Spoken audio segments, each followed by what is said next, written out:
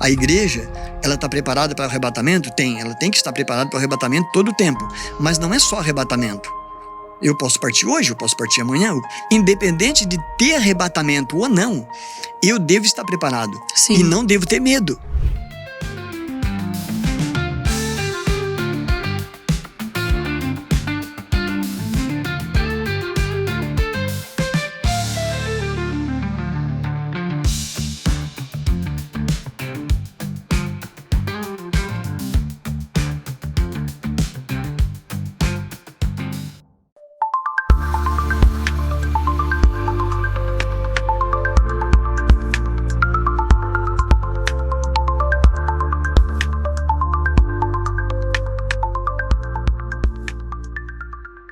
Começamos mais um episódio do Amor e Graça Cast, esse espaço que nós temos preparado para conversas leves e cheio da presença de Deus. Hoje nós teremos um assunto muito especial que fala sobre os sinais da vinda de Jesus. Mas antes, pega o seu café, senta aí e vamos assistir.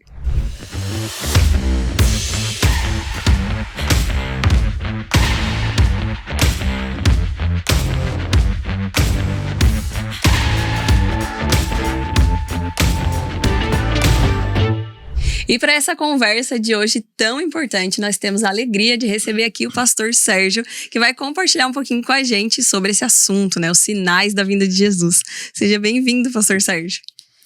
Obrigado, boa tarde, Géder. Boa tarde a todos que vão nos ouvir, né? Estão nos ouvindo e vão nos assistir também. Sim. É um prazer ter sido convidado por você, o Eliezer. É uma alegria poder estar aqui, cooperar, né, com algo para o reino de Deus e para o nosso trabalho aqui. Tá certo, pastor. Esse assunto é um assunto que gera bastante curiosidade nas pessoas, né? Então hoje o pastor já tá preparado aí, né? Vamos começar com perguntas que acho que são para embasar, né, o nosso assunto.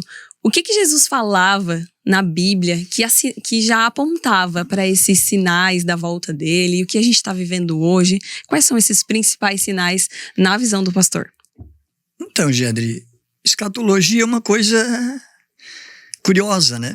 Uma coisa curiosa. Já começa em Gênesis. Para começar, já começa em Gênesis, né? Vem passando pelos livros, vem passando pelo povo hebreu, chega em Ezequiel, chega em Daniel, Isaías fala nisso também, e chegamos até Jesus. Jesus não foi diferente, né? Uhum. Porém, Jesus, ele, quando falava em escatologia, em acontecimentos escatológicos, Jesus, ele era objetivo e também subjetivo. Porque Jesus, muitos dos assuntos escatológicos que ele falou para os seus discípulos, ele falou de vários assuntos juntos. Como se ele colocasse tudo numa panela, mexesse tudo e dissesse para os discípulos: agora vocês vão separar os assuntos, entendeu? Então, escatologia é como você colocar 3 montes, um atrás do outro, e você ficar atrás do primeiro. Nossa. E eu ficar do seu lado direito a 150 metros. E alguém perguntar para você: Géder, quantos montes você vê? Você vai dizer: eu vejo um. Uhum. Tranquilo. E alguém perguntar para mim, e eu vou dizer: eu vejo 3. Porque o nosso ângulo de visão é diferente. Você está de frente, eu estou de lado, então nós vamos ver. Então Jesus sempre falava de vários assuntos na mesma hora, entendeu? Sim. Então o que precisa fazer? Interpretação, né? E a interpretação é que dá trabalho daí, né? É isso. Mas ele falou muito sobre escatologia. E pensando assim, o pastor tem algum que se destaca mais, assim, de primeira, que o pastor já lembra? Que Jesus falou? Que Jesus falou. Sim, só que Jesus, Géder, ele não falou sobre arrebatamento, né? Jesus falou sobre a vinda do Messias para Israel. Durante todo o ministério de Jesus, de 3 anos e meio no meio do povo judeu, a maioria dos pontos escatológicos que ele falou foi alguns que aconteceram 70 anos depois, alguns que aconteceram vários anos depois e alguns que ainda faltam para acontecer, né? Uhum. Então, quando ele falou para o povo judeu, por exemplo, quando ele estava sentado na frente do monte, na frente do templo, né? Que até eu trouxe aqui na folha, que está em Mateus 24, está em Marcos 13, Lucas 21, que ele olhou pro monte, do monte, sentado para o templo, e os discípulos disseram assim: olha, mestre, olha que coisas mais lindas, que pedras mais grandes, né? Aí ele olhou para os discípulos e disse assim: pois eu quero dizer uma coisa para vocês, que isso aí não vai ficar pedra sobre pedra. E eles disseram: bah, mestre, mas fala para nós quando é que vai ser isso e quando é que tu vai vir, né? Então, quando é que tu vai vir? A pergunta era: quando é que tu vai vir para dominar sobre Israel, como um rei em Israel? O entendimento estava errado, O né? entendimento estava errado, a interpretação estava errada.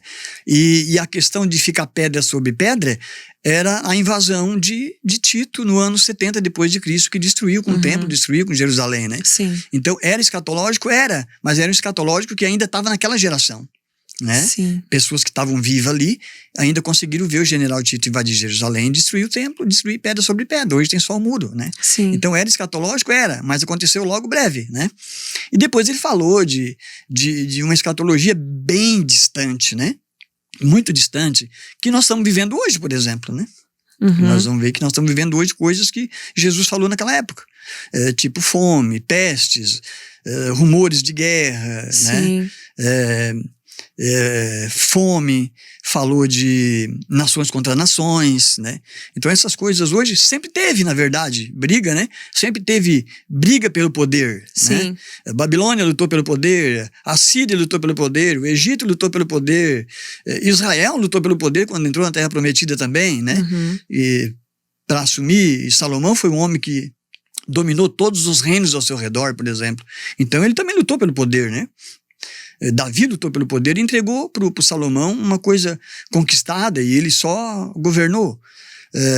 Então, sempre vamos ter lutas e briga pelo poder e estamos tendo hoje. Sim. Estamos tendo hoje. Hoje nós temos, por exemplo, no mundo, né, uma Europa calma, mas nós temos um Ocidente nervoso. Né? Nós temos uma Ásia também a ponto de guerra. Nós temos hoje Israel, por exemplo, né? Vivendo coisas que Jesus falou. Sim. Vivendo coisas que Ezequiel falou. Nós vamos ver aí, com as perguntas, nós vamos ver que nós estamos vivendo coisas que Ezequiel falou. Né? No livro de Ezequiel, ele falou sobre a guerra que Israel está vivendo hoje. E esses sinais todos apontam para a volta de Jesus, né? Apontam para uma volta de Jesus para Israel. Né? Porque, como a gente costuma dizer, como a escatologia, os escatólogos costumam falar, que o reino do céu é para a igreja, mas o reino da terra é para Israel, né? Israel não tem promessa de ir para o céu.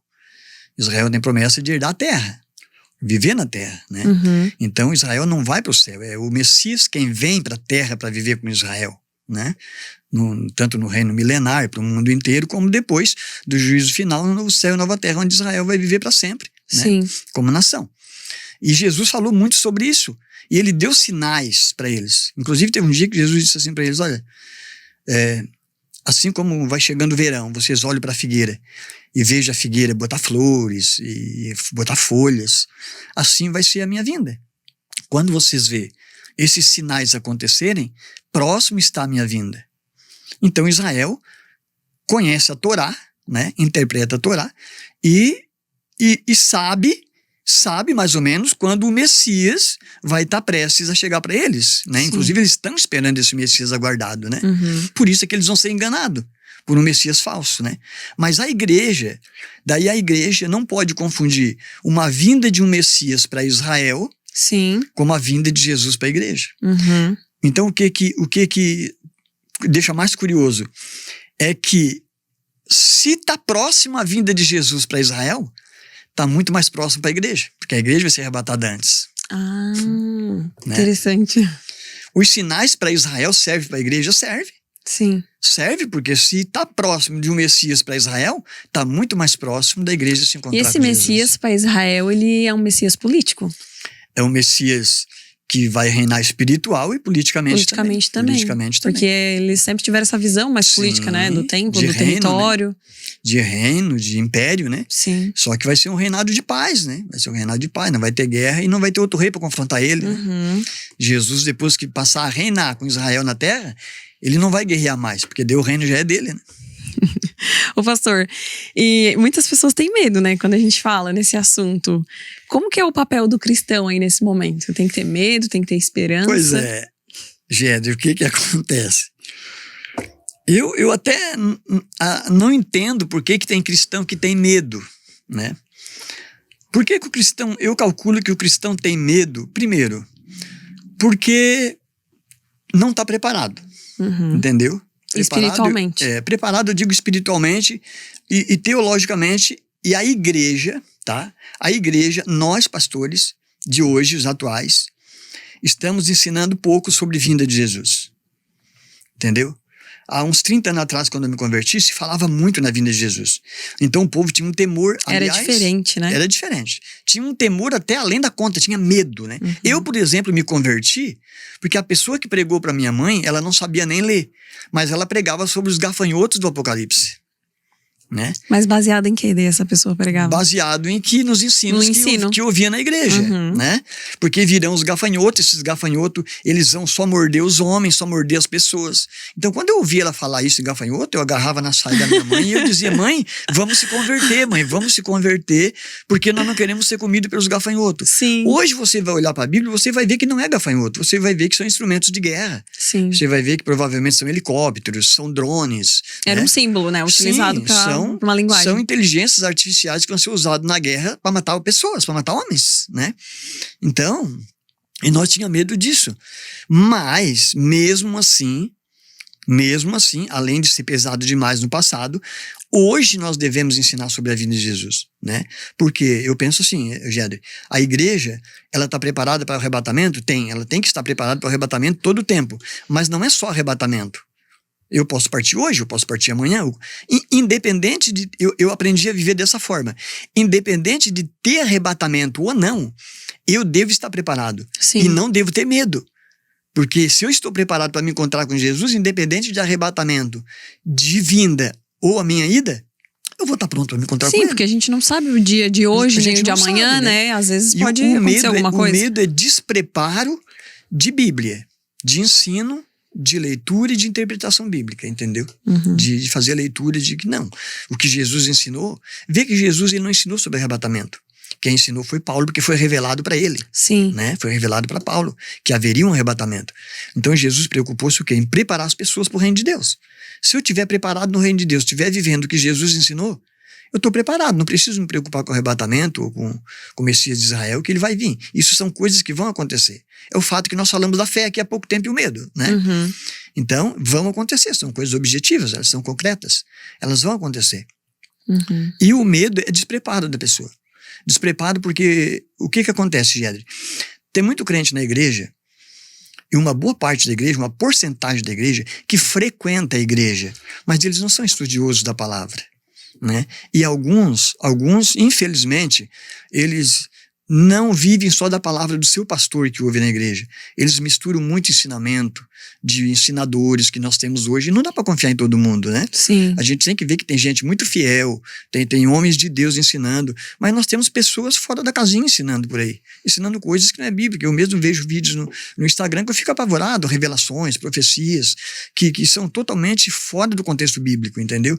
E isso coloca medo nas pessoas. É que hoje a internet possibilita que muitas pessoas falem aquilo que querem falar, né? E muitas vezes vai ser uma verdade real e outras vai ser aquela verdade da pessoa, né? E não dá pra saber, né? Desde que eu não fira o estatuto da rede social que eu tô falando, eu posso falar qualquer coisa, né? Sim. Eu posso falar qualquer coisa. Então, o medo, pra mim, é despreparo das pessoas. Porque... O pastor acha também que... Desculpa até interromper. Mas acha que também a rede social, ela contribui nesse momento para esses sinais do fim? Esse fato de todo mundo ter acesso, todo mundo fala o que quer. Seriam vários falsos profetas? Sim. As redes sociais são as que mais estão disseminando a falsa profecia, né? Porque hoje eu vejo igrejas, pastores, profetas, que se dizem profetas, né?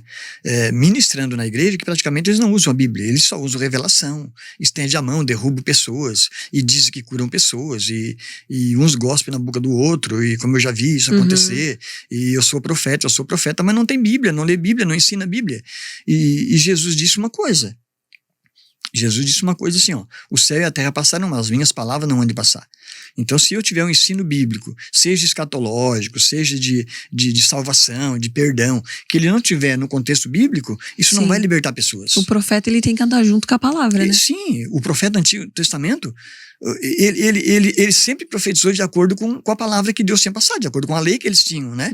A profecia era exatamente A profecia era exatamente falando para o povo se converter à lei de Deus.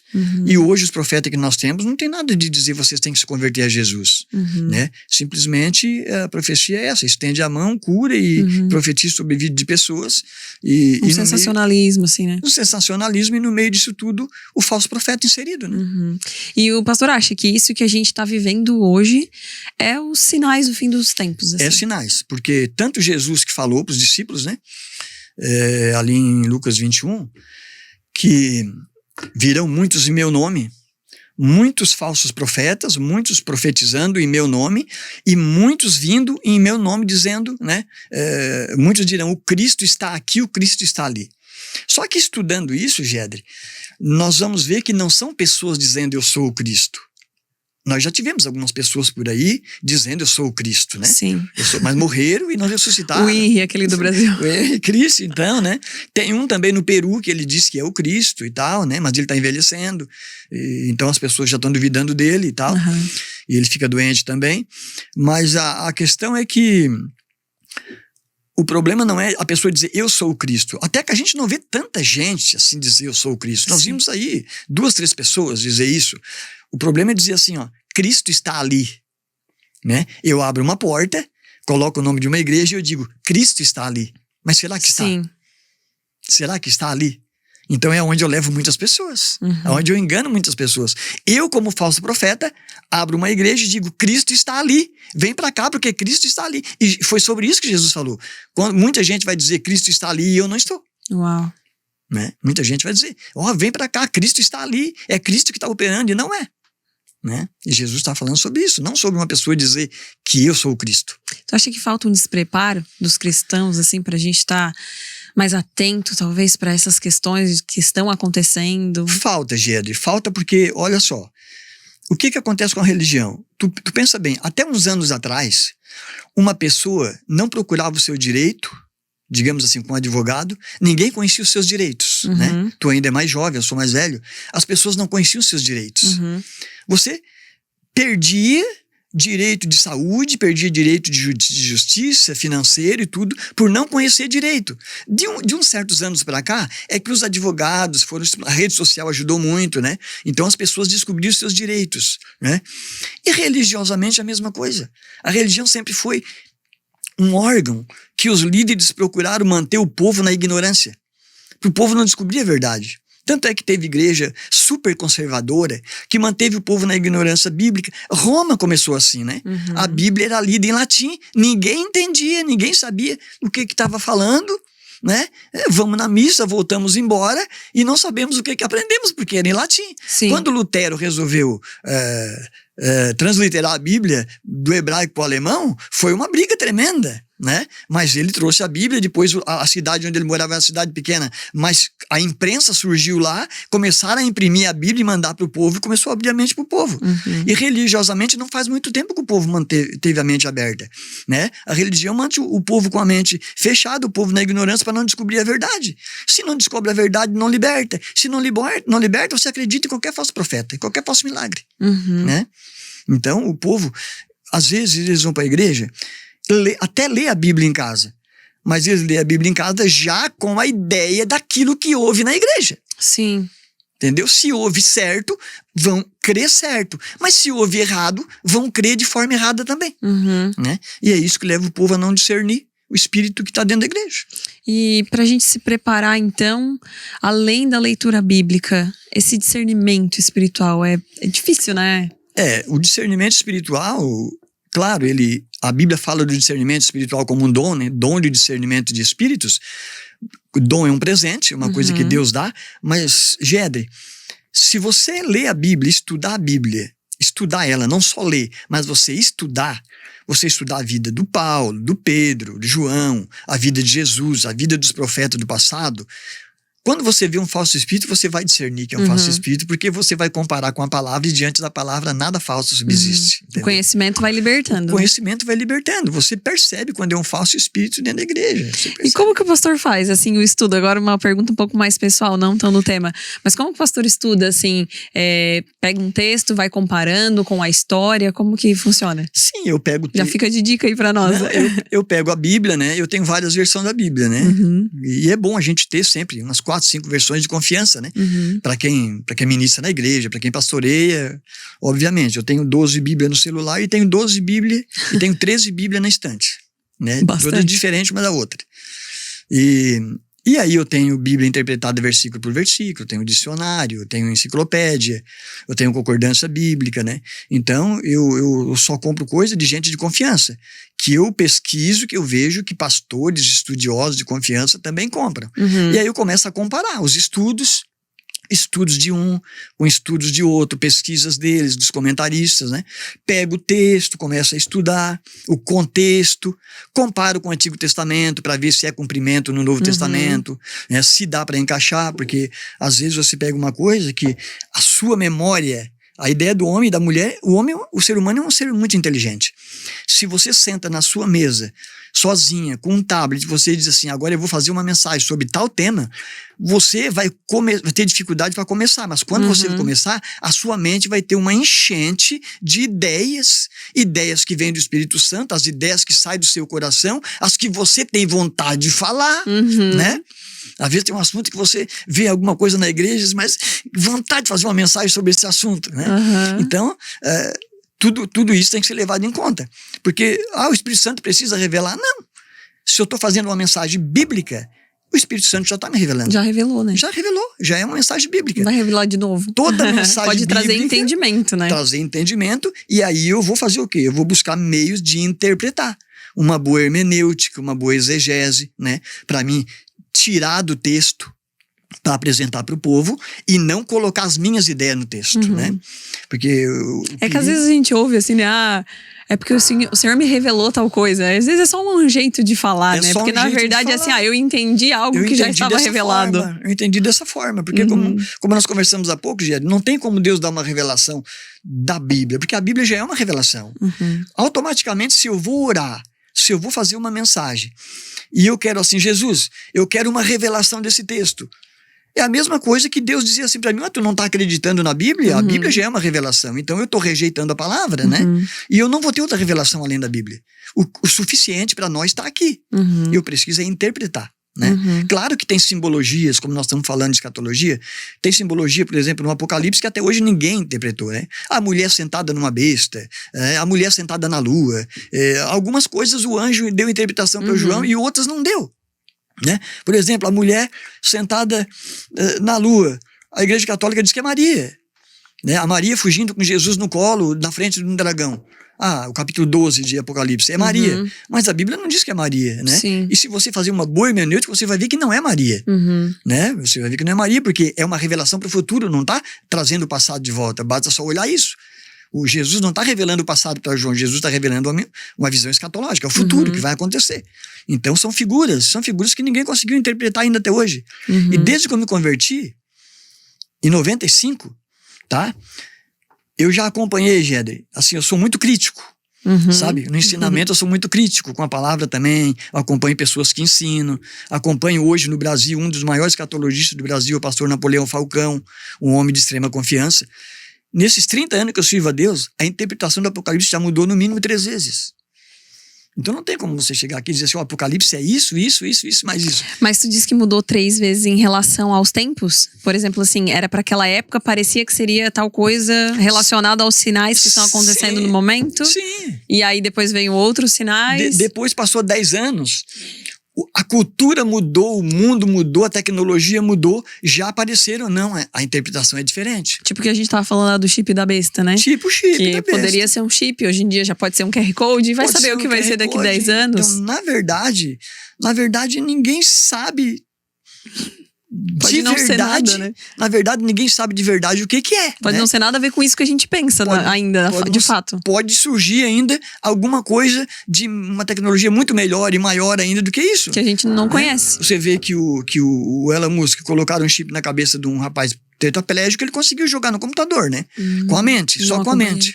Só com a mente ele conseguiu, né? Conseguiu conectar e jogar no computador.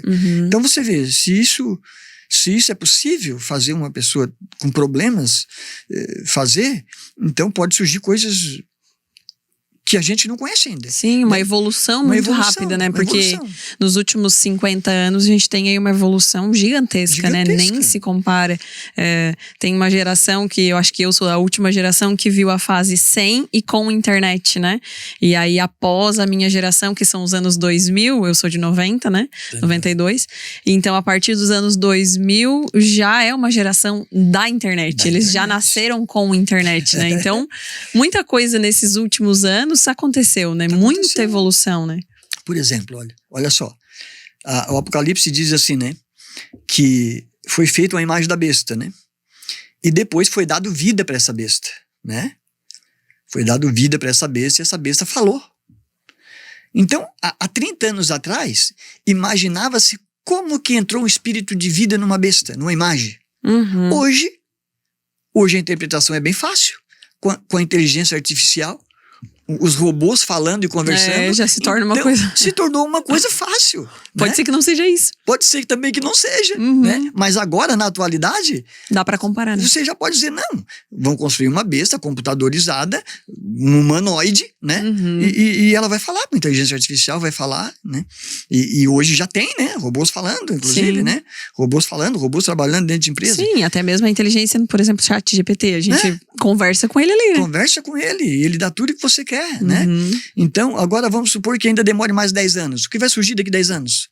O que espera para nós daqui 10 anos? Não, em 2 anos a tecnologia é absurda, né? Absurda. Porque o ChatGPT é de 2 anos pra cá. De 2 anos pra cá. Então, 2025 foi o ano de auge, assim, pra gente do ChatGPT. Então, agora, 2026, ele já tá ficando velho, entre aspas. Então, o que será em 2027, né? A gente pode surgir uma tecnologia muito absurda, né? Com certeza, né? Com certeza nós vamos ver coisas ainda muito mais aprimoradas, né?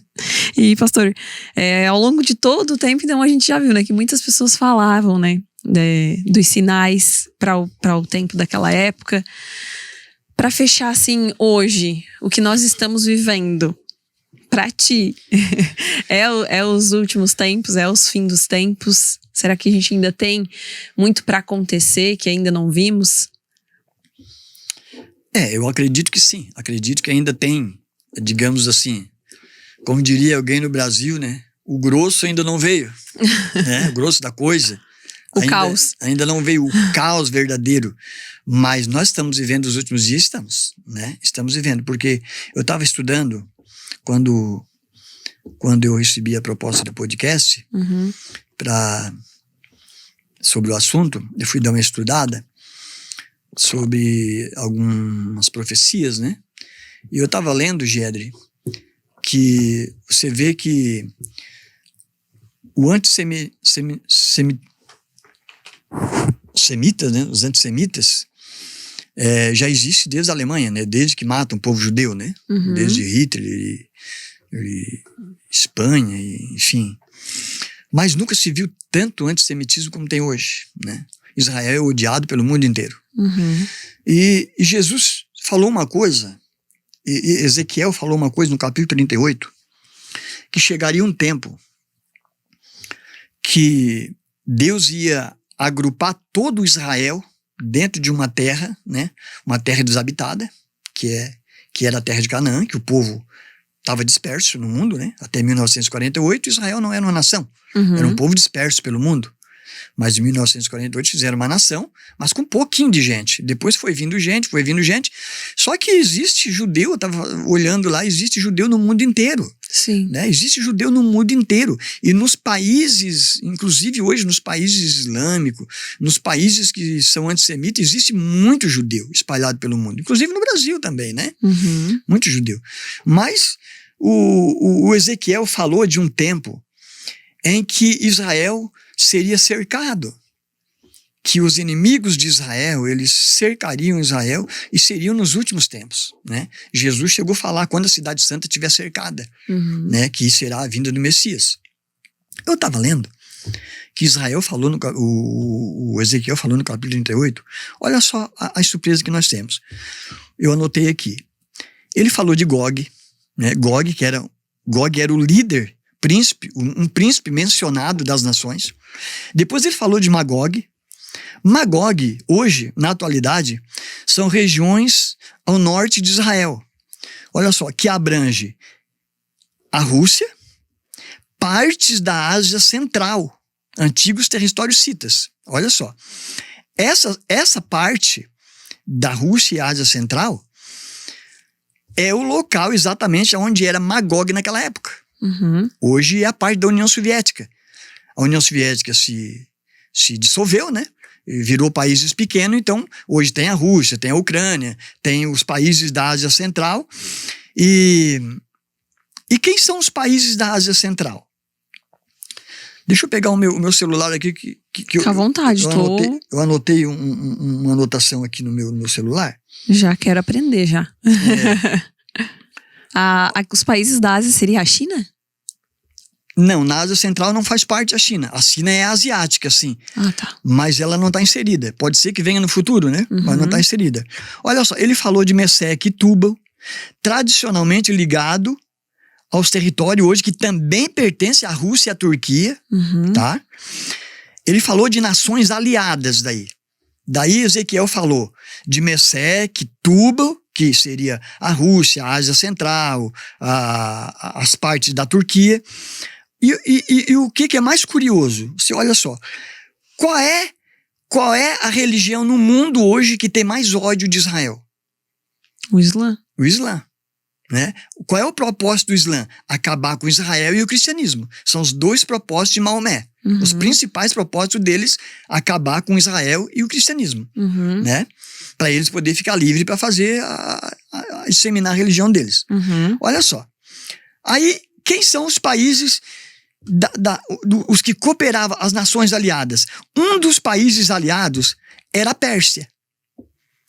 A Pérsia, ela foi Pérsia até 1935. 1935 foi mudado o nome de Pérsia para Irã. Então você vê, a Pérsia já foi amiga de Israel? Já foi. Você lembra qual foi o rei persa que liberou o povo da Babilônia, né? A Babilônia levou em 586 o povo de Israel cativo para a Babilônia, mas logo depois o rei da Pérsia invadiu a Babilônia, matou o filho de Nabucodonosor e começou a reinar e mandar na Babilônia. Depois veio o rei Ciro, que liberou Neemias, liberou Esdras, liberou o povo para construir o templo, reconstruir o templo, Zorobabel, e reconstruir a lei em Israel também. Então, ela já foi uma nação amiga de Israel, né? Depois veio Esther, você lembra? Aí começou a inimizade ali. O Amã queria matar todo o povo de Israel, a Esther era a rainha judia que estava dentro, o rei não sabia, né? Por causa dela, da intercessão dela, foi salvo o povo judeu, né? Foi salvo todo o povo judeu, mas a partir dali a amizade dos persas com Israel, ela durou até um tempo. Sim. Depois o Egito conquistou tudo, né? Depois eles voltaram para Israel, depois veio outros reinos perigosos, e grandes, só que a Pérsia continuou sempre, a Pérsia nunca terminou, né? E a Pérsia virou Irã. Sim. E o Irã é o quê? O Irã é islâmico. É um dos maiores países islâmicos do mundo. Sim. Né? Olha só, além da Pérsia, Cuxi, que é Etiópia e Sudão, Put, que é Líbia, Gomer, que é Turquia, Bet Togarma, que é Turquia também. Olha só, Turquia e Armênia. E esses países, alguns ficam exatamente onde Ezequiel falou, no norte de Israel. A maioria deles no norte de Israel, que foi quando Ezequiel falou que ia trazer uma nação do norte com seus aliados para cercar Israel. Olha só, quais são esses países hoje, né? Tinha Cuxi, Put, Gomer, Togarma. Quais são os países da Ásia Menor hoje? Da Ásia Central? Cazaquistão, Quirguistão, Tajiquistão, Uzbequistão e Turcomenistão. Uhum. E esses países... Eu abri o mapa aqui, tô acompanhando esse estudo. E esses países são derivados da União Soviética antiga. Uhum. E quando a União Soviética, que era comunista, caiu, o Islã invadiu a União Soviética, porque ela tornou-se democrática. O Islã invadiu a União Soviética. E todos esses países que eu citei aqui, ó, que são modernos, Sim. do tempo de Ezequiel falou, todos esses países são Islã. Uhum. E são exatamente os países que estão lutando com Israel hoje. Sim, que cercam ali, né? Que cercam Israel. E Israel, na verdade, está Israel cercado. é pequenininho, né? Israel Perto é do muito tamanho de todos muito os outros pequenininho, países muito ao redor. pequenininho, né? É uma resistência realmente sobrenatural, né? Todas essas nações cercam 3 pontos cardeais de Israel: norte, sul e leste. Uhum. Israel fica totalmente cercado. Sim. Então, o que está acontecendo hoje? O Islã, o Irã ataca Israel o tempo todo. Israel não quer ficar por baixo porque tem a promessa de Deus, né? Tem os Estados Unidos, que é um reino mundial, que hoje ajuda Israel, né? Sim, então, se aliou ali, né? Se aliou ali. Então você veja bem, por que eu estou citando tudo isso? Para ver a proximidade do Messias. Por quê? Para aprovar um anticristo, um falso Messias para o mundo, você tem que ter uma democracia alinhada. Se você tiver, por exemplo, países de esquerda, países islã, eles não vão. Países que não for democráticos não vão concordar com um rei mundial. Uhum. O Islã não vai abrir mão nunca para um governo mundial mandar sobre eles. Então hoje... Então precisa ser derrubado, precisa ter essa guerra. Precisa ter guerra, precisa o sistema ser derrubado para chegar num ponto e eles dizer assim, agora nós temos o caminho aberto para eleger um governo mundial. Então não tem saída, né? O negócio é guerra mesmo. Não tem saída, vai ter guerra, né? Por isso Jesus disse, quando Israel estiver cercado, né? Aí então vocês vão ver o Filho do Homem vindo na nuvem do céu, né? Para salvar Israel. E nós não estamos longe disso. Israel já está cercado. Quando o Islã resolver se unir, hoje é só o Irã, né? Hoje é só o Irã. Mas a Rússia não tá, pastor? A Rússia tá. Qual é o maior mantenedor de arma do Irã? A Rússia.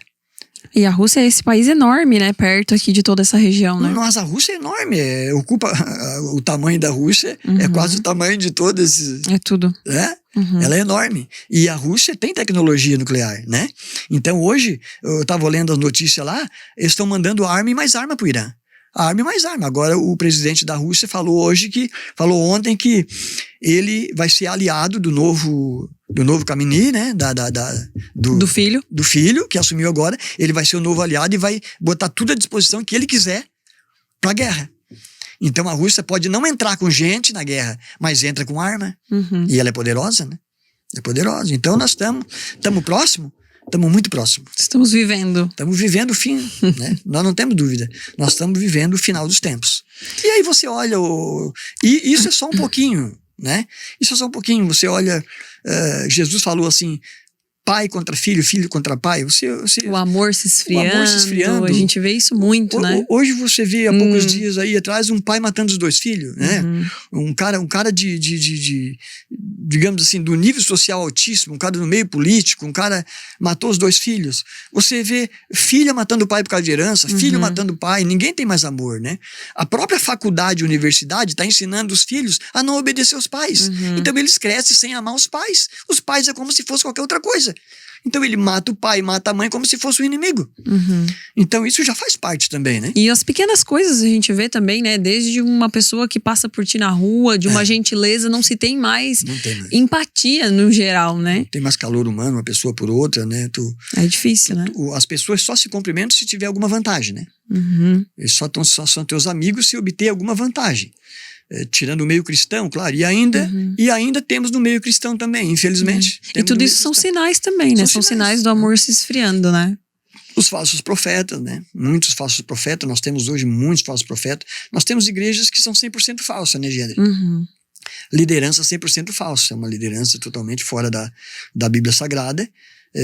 Nós temos igrejas, por exemplo, que eles dizem que Eu vi o líder falando que ele não prega Novo Testamento, vai pregar salvação porque salvação não dá dinheiro. O que dá dinheiro é Antigo Testamento. Então, não prega santidade, o Novo Testamento, santidade. Eu tenho que pregar santidade, pastor. Se eu pregar o Novo Testamento, se eu pregar a palavra, eu estou pregando santidade. Jesus disse para os discípulos, Pai, santifica-os na verdade, a tua palavra é a verdade. Então, se eu pregar a palavra de Jesus, a santidade vai vir na direção do povo, né? Ô pastor, e tu acha então que é o Apocalipse? É uma beira essa palavra, ela tem um peso, né? É apocalíptica, né? Podemos dizer que é uma palavra apocalíptica, podemos dizer. Porque o que a Bíblia diz? A Bíblia diz assim, ó, que Israel, né? O Apocalipse diz que Israel foi cercado, que abriu o rio, né? Abriu o rio Tigre, eu não lembro mais, a memória aqui tá falha. E o rio hoje está seco, né? O rio hoje do Egito está seco, realmente. Que Deus secou o rio, abriu o rio para o povo passar. E João disse que eram um exército de 200 milhões de soldados. Então você imagina 200 milhões de soldados cercar Israel daquele tamanho. Não sobra um caminho para ninguém passar, né? Mas a Bíblia também diz que Deus preparou o caminho para colocar eles naquele caminho para poder se encontrar com o Messias também, né? Aí vai ser quando o Messias vai descer e vai soprar com a boca dele e vai destruir Israel. Vai destruir o povo. Ô pastor, e pra gente fechar, eu tava pensando aqui, nós como gentios, né? A gente fala tanto de Israel e tem muita gente que às vezes pode estar assistindo o podcast e não tem muito conhecimento bíblico e também não tem conhecimento escatológico. E por que não entende o porquê dessa nossa importância com Israel, né? Nós, como gentios, fomos enxertados, né? Na videira. E agora aqui, nós cristãos, né, brasileiros, o nosso papel é orar, se preparar, estar atento. Nosso papel é despertar, Giede. Na verdade, o que nós precisamos hoje, a oração, o jejum, claro, mas se não houver um despertamento, isso não vai acontecer. A igreja está muito adormecida, né? A gente está vendo Deus fazer um avivamento no Brasil, essas igrejas novas que surgiram, neopentecostal, e até pentecostal, mas igrejas diferentes, né? As igrejas da parede preta, como são tratadas, né? Mas são igrejas que Deus tem usado nessa época, né? Nessa cultura, nesse tempo, com mensagens verdadeiras, mensagens simples, mensagens verdadeiras, despertando uma geração de jovens no Brasil, tremenda, despertando no Espírito Santo, é uma coisa maravilhosa. Se tem falso profeta de um lado, tem gente boa do outro também, o Espírito Santo está trabalhando, mas o que nós precisamos é despertar, né? Porque arrebatamento vai haver independente de se converter o mundo inteiro ou não, né? O Messias só vai vir depois do evangelho ser anunciado no mundo inteiro, mas o arrebatamento não, porque vai continuar a gente evangelizando na terra, né? Então nós precisamos despertar para a veracidade da palavra de Deus e viver o evangelho, né? Se a igreja viver o evangelho, houver novo nascimento, nós temos que pregar novo nascimento, nós temos que ensinar novo nascimento, nós temos que ensinar sobre a vinda de Jesus, se preparar o povo, temos, né? Mas o que tem que haver é um despertamento, e esse despertamento tem que começar pela liderança. Se a liderança não despertar, nós mantemos o povo no mesmo nível. A liderança consegue manter a igreja no nível que quiser, né? Então se a igreja desperta, como está sendo despertada agora no Brasil, a igreja vai despertar e vai estar preparada. E a alegria da salvação vai voltar, né? Não é temor do inferno, nós temos que ter a alegria da salvação. Jesus ensinou a alegria da salvação. Se nós tivermos a alegria da salvação, e o povo vai continuar crendo no Senhor Jesus Cristo, através de nós, né? A igreja tem que ser sal e luz, né, Géder? Se a igreja deixa de ser sal e luz, não acontece nada, né? Não precisa ter medo. A igreja não precisa ter medo da grande tribulação. A igreja não vai passar pela grande tribulação. Mas mesmo que tiver que passar, ela tem que estar preparada para isso. Sim. Tem que estar disposta a dar a vida por Cristo. E é aí que entra o amor, né? É aí que entra o amor por Cristo. Porque se as pessoas servem a Cristo só por causa de uma igreja, só para fazer parte de uma igreja, porque estar dentro de uma igreja é melhor do que estar no mundo, né?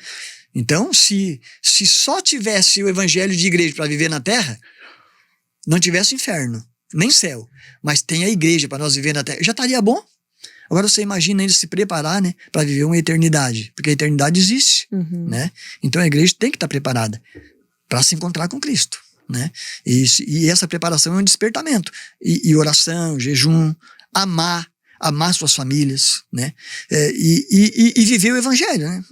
Viver o evangelho, no seu sentido do id, né? Do id, levar a mensagem. Levar a mensagem, né? Que é isso que a gente está tentando fazer aqui, né? De uma forma ou de outra, a gente vai usando essas ferramentas ao nosso favor, né, pastor? E foi um prazer ter essa conversa. É muito legal, né? Eu sei que tem assunto aí para muitos episódios. Conversar, nós vamos longe, vamos muito longe. E eu fiquei curiosa de bastante coisa, mas talvez a gente tenha que gravar outros depois para entender um pouquinho mais aí sobre escatologia, que é um assunto bem difícil, né? É verdade. Pastor, muito obrigada. Tem algo que você quer falar, talvez aí pro nosso público que está assistindo? Então, eu primeiramente agradeço, né? Te agradeço pela oportunidade, né? A vocês aqui do nosso GraçaCast, né? E também dizer para o nosso povo, né? Nosso povo de Sombrio e os que estão nos assistindo e irão nos assistir, para continuar firme, apesar de nós estar vivendo os últimos momentos da igreja na terra, mas o que importa é nós servir a Jesus. Independente dele vir hoje, amanhã, ou levar 10 anos, isso independe. O que vale é nós continuar firme, fiel ao Senhor Jesus. É isso. Né? Muito obrigada, pastor. Obrigada a você que assistiu a gente até agora. Esperamos muito aí que esse podcast tenha ajudado a trazer um esclarecimento, sanar algumas dúvidas e que o Espírito Santo tenha alcançado você aí do outro lado. Muito obrigada e até o próximo episódio.